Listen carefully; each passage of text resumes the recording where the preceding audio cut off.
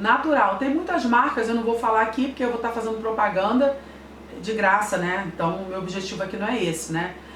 Se essas marcas estivessem me abençoando, eu até poderia até dar alguns exemplos aqui, mas eu não vou estar falando de forma pública aqui. Mas tem uma marca de suco no Brasil, que é uma marca muito conhecida, que você acha essa marca, que é o suco de uva só da uva mesmo. E é muito bom, ele é tão forte que eu acho que as igrejas poderiam comprar sempre esse suco de boa qualidade, que eu acho que é o mínimo, né? Porque os membros são dizimistas, são ofertantes. Então a Santa Ceia uma vez por mês, então eu acho que o mínimo que poderia fazer é um suco de boa qualidade, mas infelizmente nem todas as igrejas têm essa preocupação, né? Então o obreiro que vai levar a ceia, ele tem que checar as condições dos elementos e até, se for o caso, provar esse pão, esse suco da uva. Porque o pão, como é que você vai saber também as condições que está o suco se você não provar? O pão dá até para você olhar, né? Não tem nenhum mofo, tá ok. Mas o suco da uva é bom sempre você dar uma provadazinha, né? Antes de você colocar ele ali no recipiente para levar para aquela casa. Então, isso é muito importante, você tá checando, provando. A gente tem até referência bíblica, né? Os reis, quando eles eram servidos lá a gente olha na Bíblia, né? Os copeiros tinham que provar primeiro aquela bebida, né? O vinho, né? Ele passava primeiro pelo copeiro. Se aquele vinho tivesse contaminado, o rei mandava matar o copeiro, toda a família dele. Quem preparou também o vinho, todo mundo morria. Então a gente vê ali que esse cuidado de alguém provar o alimento antes de entregar para alguém importante, é tão forte isso, que a gente vê isso na própria palavra de Deus, né? Essa experiência, né? Esse protocolo, né? do copeiro, antes de servir o rei, ter que provar a bebida para não correr o risco de envenenar o rei. E conosco nos dias de hoje não é diferente, irmãos. A gente vai servir uma pessoa ali que está enferma, que ela está debilitada, ela está excluída do meio social, ela está com problemas psicológicos, com problema de saúde. Tem alguns casos que a pessoa às vezes está tão debilitada que você tem que até ministrar a ceia um pouquinho mais rápido, porque às vezes ela está tomando remédio, medicação, que tem efeitos colaterais. Então a gente não pode correr esse risco de levar um pão mofado, de levar um suco de uva fermentado, né, numa qualidade inferior, misturado, né, com outro tipo de ingrediente, de elemento. Então dê o seu melhor quando você for servir o próximo, porque você fazendo assim, Deus vai te recompensar e você vai colher isso lá na frente. Porque quando vamos fazer algo para ajudar alguém que está precisando, a gente tem que dar o nosso melhor. Se for o caso, a gente tem que dar de nós mesmos, sabe? Muitas das vezes você vai tirar do seu bolso alguma coisa para ajudar aquele que precisa. Não fique esperando o pastor fazer, é obrigação do pastor. Não, irmãos. Tudo que tiver na sua mão para fazer, faça. Porque se você for descer a sepultura, não vai ter como você fazer. Então a palavra do Senhor também fala isso. Se você pode fazer o bem e não faz, é pecado. Inclusive hoje existe até uma lei, omissão de socorro é crime. Quantos casos a gente vê na mídia aí de pessoas que negou o socorro e elas estão sendo indiciadas, porque negar essa lei aí, negar socorro é crime, isso aí foi tirado da Bíblia, você sabia? Foi tirado da Bíblia, porque a Bíblia fala, se você pode fazer o bem e não faz, você está pecando. Olha isso. Então, se você pode socorrer alguém e não socorre, você está pecando. Ou seja, o pecado é desvio de comportamento. É desviar o alvo, é errar o alvo. Então, olha como é que as leis humanas, elas são criadas da Bíblia, da própria palavra do Senhor. Então, eu já vi um ditado assim, gentileza gera gentileza. Foi tirado da Bíblia também, né? Porque se você faz o bem, você vai ter o retorno do bem, né? Então é muito lindo a gente ver que a Bíblia, ela está em todas as esferas da sociedade. Os ensinamentos da palavra do Senhor são tão riquíssimos que as pessoas tiram da Bíblia para criar leis da Bíblia, né? Algumas leis, né? Que algumas que estão criando aí, infelizmente não são da Bíblia. Mas muitas leis que têm a ver com o amor ao próximo, muitas leis que têm a ver com cidadania, elas são criadas da própria palavra do Senhor. Deixa aqui só ver o próximo ponto aqui. Uma outra coisa também que é muito importante que a gente entender na ministração da Santa Ceia ao enfermo é as condições físicas que eu vou me apresentar. Eu não posso ir de chinelo de dedo, por mais que tenha chinelo de dedo maravilhoso. Eu não posso ir com aquela equipe que vai comigo, levar a ceia de qualquer... Eu tenho que ir bem apresentada. Não preciso também ir muito bem arrumada, né? Porque eu estou indo para uma casa de uma pessoa, um lar. E visitar uma pessoa enferma. Então eu não preciso também, vou me maquiar, vou fazer isso. Tem gente que tem esse hábito, né? Chega lá toda... Não. Mas eu vou colocar uma roupa decente, ajeitar o meu cabelo. Eu tenho que tomar muito cuidado com a minha higiene pessoal.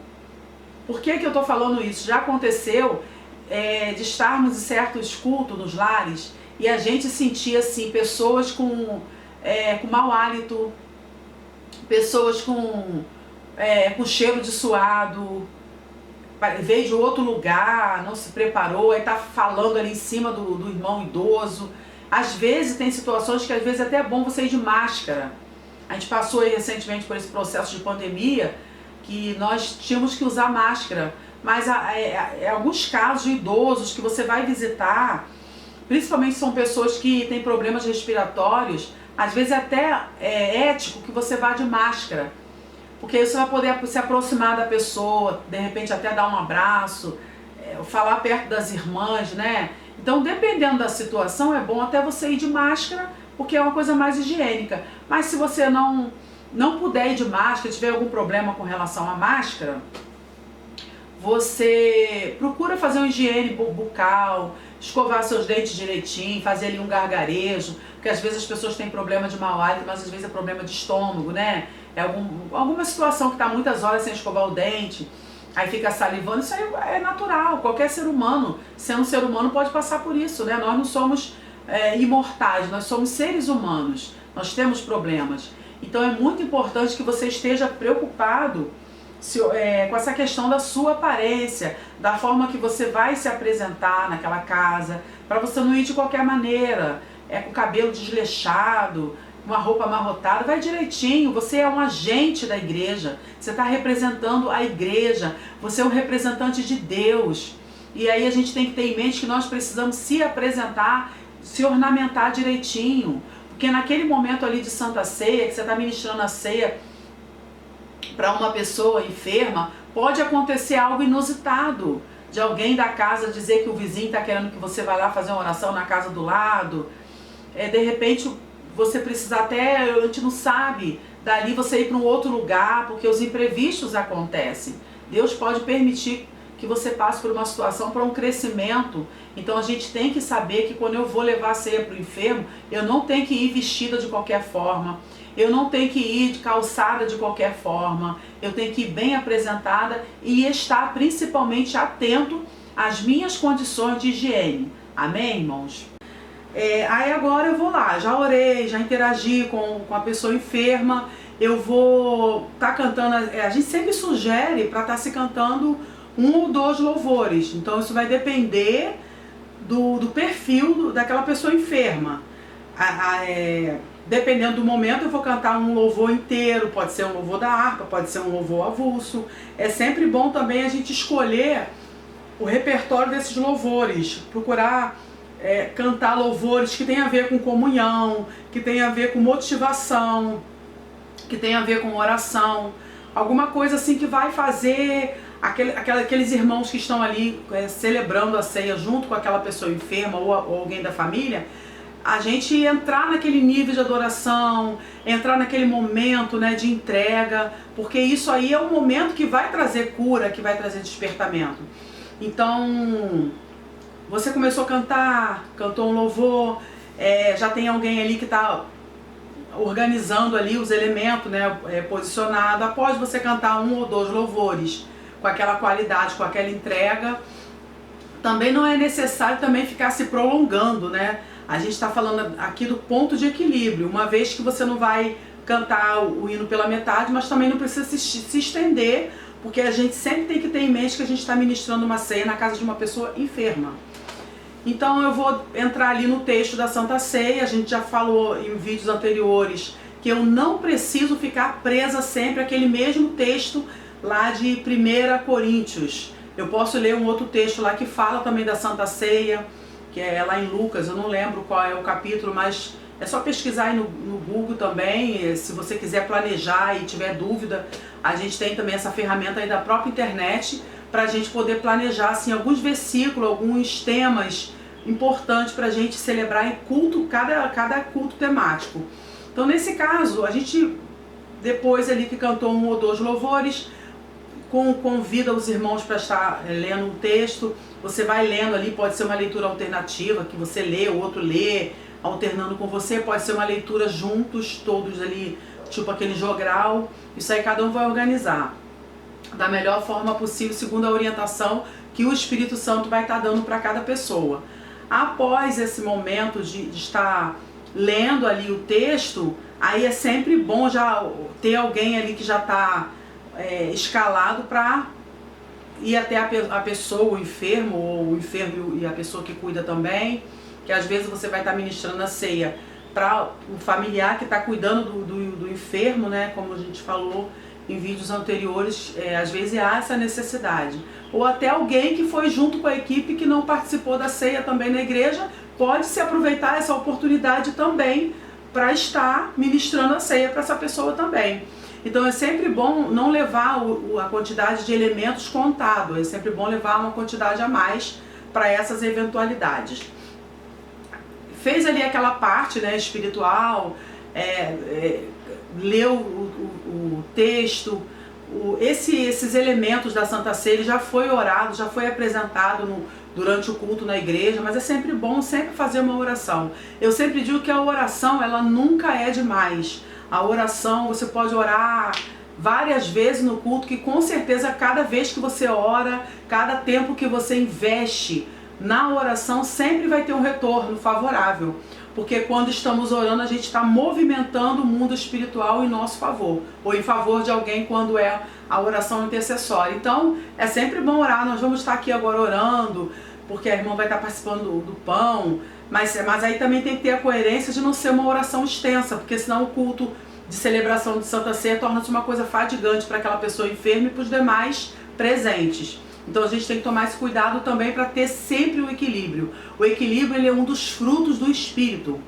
Lá na carta aos Efésios, quando fala dos frutos do Espírito, fala da temperança. Então isso é importante a gente também ter em mente, que sempre eu tenho que procurar ter o equilíbrio para tudo na vida.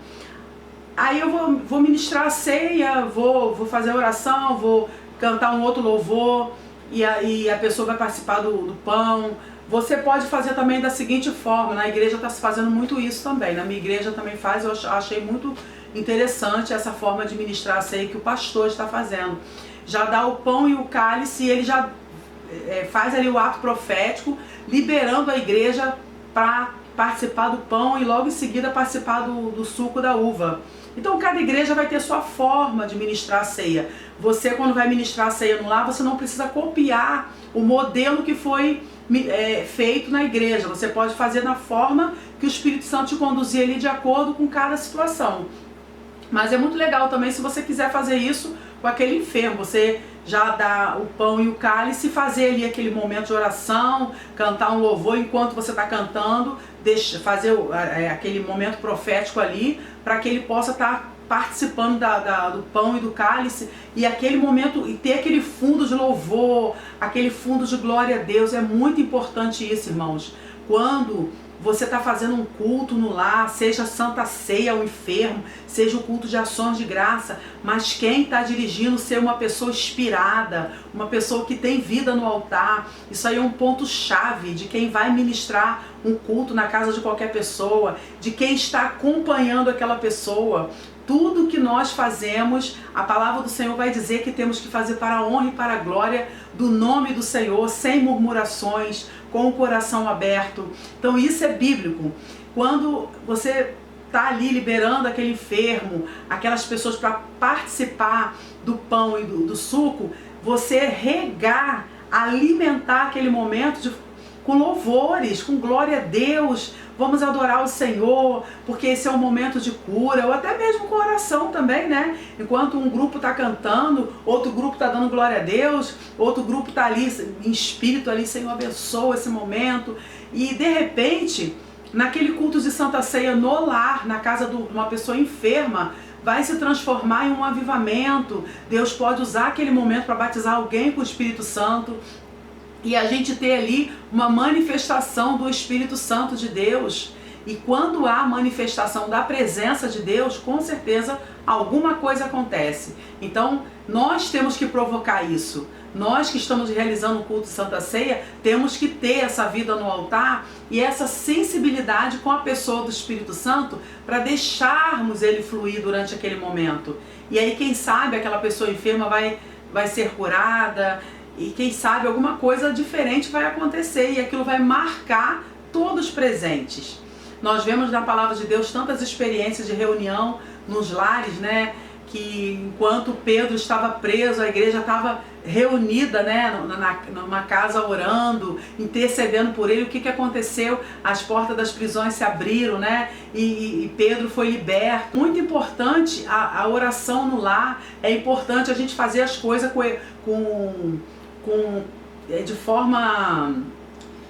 de forma espiritual, que a gente possa trazer a presença de Deus para aquele ambiente e a manifestação dessa mesma presença, né? Porque aí todos são consolados, todos são confortados. Então, eu acabei me estendendo muito nesse ponto, mas eu achei muito importante eu alargar esse tema, porque é algo que Deus colocou no meu coração para estar compartilhando com vocês. Então vamos para outro ponto também, que é muito importante. Muitas das vezes você vai ministrar a Santa Ceia na casa de uma pessoa, que ela tem aquele momento ali que ela começa, talvez assim, reclamar, né? Ah, eu estou passando por esse problema de saúde, porque eu fiz isso, eu fiz aquilo. O que fazer numa hora dessa? Muitas das vezes você até sabe que aquela pessoa está com aquele problema de saúde por alguma coisa que ela fez, às vezes algum caso que, né, a pessoa não vigiou, se acidentou de carro, ou sei lá, algum momento de fraqueza dela e aí aconteceu aquela fatalidade, ela tá em cima de uma cama, tá deficiente, eu não sei. Mas o que você faz? Você não pode alimentar aquelas palavras de derrota, de acusação que a pessoa está fazendo contra ela mesma. É sempre bom a gente ter uma palavra de cura e dizer para aquela pessoa assim, não, mas Deus conhece seu coração, importante é a sinceridade que você está hoje, importante é como você está se sentindo hoje, você está se sentindo arrependido, mas deixa nas mãos do Senhor. A gente nunca alimentar palavras de derrota, palavras assim de automiseração, né, autocomiseração, porque às vezes a pessoa fica se flagelando, né? A gente vê aquela pessoa, eu tô assim, porque eu fiz isso, eu fiz aquilo, deixei de fazer. Não importa o porquê que a pessoa tá ali, mas a atitude nossa como ministra do Senhor é sempre levantar aquela pessoa enferma, é sempre levar esperança àquele coração. E outra coisa também que é importante a gente ter em mente, que quando você vai ministrar a ceia na casa de alguém, que você está responsável por aquele culto, não é o pastor que está ali, não é os obreiros da igreja, os homens ou as mulheres, às vezes, que tem cargo de missionária, de pastora, que às vezes é uma igreja que tem vários obreiros com cargos eclesiásticos. Quem está ali é você, um simples irmão, uma simples diaconisa, né? Que geralmente eu sei quem leva são diaconisa, né? Mas às vezes vai alguém que é auxiliar de trabalho ou que está indo acompanhar também para ajudar ali, que trabalha na comissão de visita, que não é diácono nem diaconisa. É você que está ali. Então você que está com a autoridade espiritual outorgada pela igreja. Então você não é menos nem mais do que o pastor, do que ninguém. Deus comissionou você para estar ali. Então você é um ministro da palavra do Senhor, é uma autoridade espiritual para ser instrumento de bênção, de cura na vida daqueles irmãos que estarão com você ali naquele lar. Entendeu? Então o que você fala ou deixa de falar pode ter um peso espiritual muito grande para aquela pessoa que está enferma. Você pode levantar a pessoa, como você pode acabar derrubando aquela pessoa. Outra coisa também, que eu tô falando um pouquinho rápido, que eu quero tentar ver se eu consigo pelo menos fechar esse tema de ministração de ceia ao enfermo na casa, no lar, nesse último vídeo. Outra coisa muito importante, eu também anotei aqui, essa ceia, quando você vai levar, muito bom se a Santa Ceia na igreja for à noite, que você, em alguns casos específicos, se você conseguir se organizar com um grupo de pessoas, acabou a Santa Ceia no culto à noite, você passa lá na casa daquela pessoa. Claro que isso não é uma regra, isso aí não é um padrão que tem que ser feito, isso aí em alguns casos vai surtir efeito, porque já aconteceu de eu acompanhar meu esposo para levar a ceia na casa de um presbítero que estava meio fraco na fé. Não foi o caso dele estar enfermo, ele estava meio fraco e ele estava um tempo sem ir na igreja e meu esposo sentiu a necessidade de, quando acabou o culto de Santa Ceia na igreja, ele chamou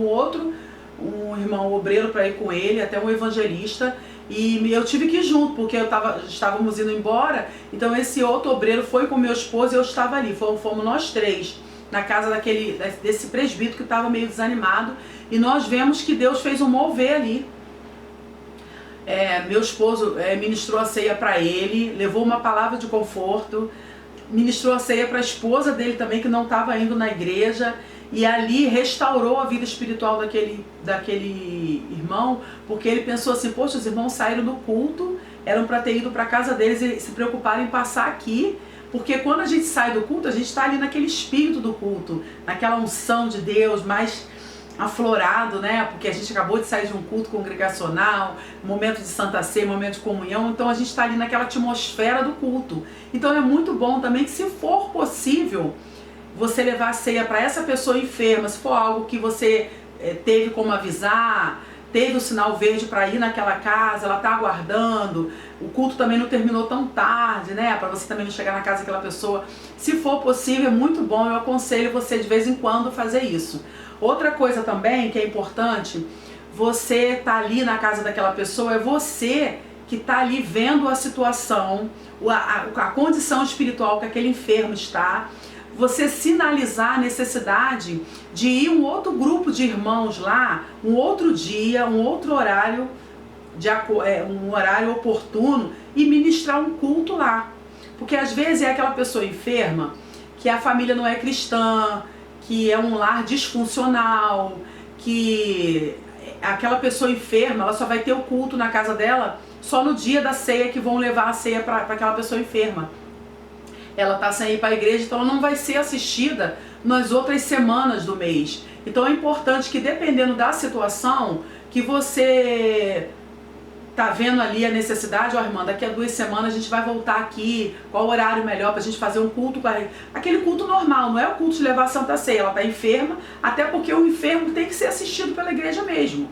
O enfermo não tem que ser assistido só no dia que você vai levar a ceia. Isso aí é nosso dever, nós que estamos saudáveis, porque um dia a gente pode estar do outro lado, a gente dá uma assistência para aquela pessoa que está enferma. Eles receber uma visita, receber uma palavra, receber um culto lá, se for possível. Então a gente tem que também observar se vai haver necessidade, se ele vai querer, se vai ser possível ir lá. Porque tem alguns enfermos também que ele tem uma família estruturada, ele tem um filho que é crente, então vez por outra eles fazem a reunião em família e fazem ali um momento de culto. Tem algumas casas que acontece isso, outras casas não vai acontecer, então é importante a gente sinalizar isso. Outra coisa que eu quero também pontuar aqui, isso é muito importante. Irmãos, aí agora eu vou falar um pouquinho com relação à postura do pastor. Eu falei aqui em vídeos anteriores que é muito injusto nós acharmos que o pastor tem que ver tudo, tudo o pastor tem que estar resolvendo, ou a esposa do pastor. Eu falei que é muito injusto isso até com o nosso próprio pastor, porque ele tem muita coisa para ele se preocupar. A esposa do pastor, eu vou repetir porque talvez você não viu esse vídeo anterior, a esposa do pastor absorve muito problema, ela tem que estar ali o tempo todo, dando apoio ao pastor, botando a mão na massa, né? Então, assim, é muito injusto a gente achar que o pastor tem que ver tudo, o pastor tem que fazer tudo. Nós estamos ali como cooperadores da obra, da seara do Senhor. E tudo aquilo que a gente faz, a recompensa, quem vai recompensar é o Senhor, é Deus.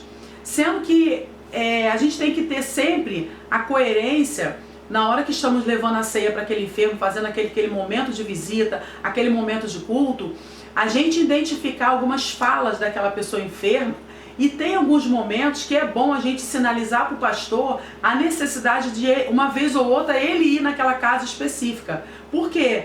Tem alguns casos de pessoas enfermas que elas estão ali naquele leito de enfermidade. Eu já vi isso em muitas igrejas que eu já passei. O pastor praticamente assim, abandonar mesmo. Ele nem saber como está aquela pessoa, porque o pastor está tão acostumado que aquela pessoa está lá enferma, ela não vai para a igreja mais. E todo mês os irmãos vão lá levar a ceia, o pastor também não tem a preocupação de uma vez ou outra ele também ir lá, porque querendo ou não, ela continua sendo ovelha daquele pastor, ela continua sendo membro da igreja, até porque se não fosse membro, os irmãos não estariam indo lá levar a ceia para essa pessoa. Então, em alguns casos é muito bom que, tipo assim, você vai lá 3 meses em seguida, vai uma equipe lá, mas no 4º ou 5º mês, você sinalizar para o pastor também ele lá visitar aquela pessoa enferma, porque tem certas situações que é necessário que o pastor vá, porque a pessoa vai se sentir assim, poxa, o pastor veio aqui trazer a ceia para mim, porque tem caso que é como eu falei para vocês no início do primeiro vídeo que eu falei sobre Santa Ceia, que é um caso de uma pessoa enferma que ela já está abandonada pela família. Ela já está num quadro quase de pré-depressão, ela já está abandonada do meio social, porque ela não participa de nada, ela já está ali isolada há tanto tempo, há anos, naquele leito, naquela condição de não poder estar participando de nada, porque ela está excluída, né, devido ao problema de saúde. Então não é só ir o grupo de irmãos, de mulheres, de obreiros lá, mas é importante que você também sinalize isso para o pastor da sua igreja, ou para, quem sabe, o vice do pastor, porque às vezes a igreja tem o pastor presidente, tem o pastor regente, o pastor presidente congrega naquela igreja, está ali na matriz, e às vezes você é da igreja matriz ou é de uma das congregações, né? Então é importante a visita de alguém superior a você, né? Um presbítero ou um pastor auxiliar, mas é muito bom que essa pessoa enferma também seja assistida pelo pastor de vez em quando, ou até uma visita informal do pastor com a esposa ou com um grupo de outras pessoas ir lá. É muito bom que você também sinalize isso, ok?